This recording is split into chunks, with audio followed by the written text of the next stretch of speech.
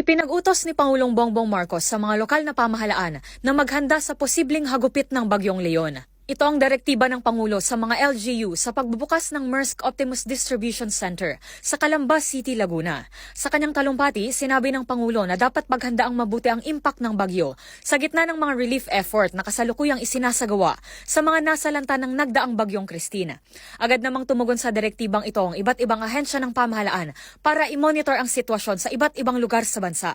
Naglunsad ng briefing ang National Disaster Risk Reduction and Management Council o NDRRMC sa pamumuno ni National Defense Secretary Gilberto Teodoro Jr. sa Camp Aguinaldo sa Quezon City sa mga hakbang na gagawin ng gobyerno sa mga posibleng impact ng Bagyong Leon. Nakahanda na rin ng hanay ng Armed Forces of the Philippines o AFP na ipapadala sa mga rescue at relief operations habang nagsimula na ang pagmamonitor ng Philippine Coast Guard sa mga pantalan ng mga lugar kung saan nakataas ang mga storm signal. Ayon kay Colonel Francel Margaret Padilla, tagapagsalita ng AFP, nakahanda na ang buong pwersa ng sandatahang lakas ng bansa sa pagharap sa Bagyong Leon habang patuloy ang recovery effort nito sa mga sinalanta ng nagdaang bagyo.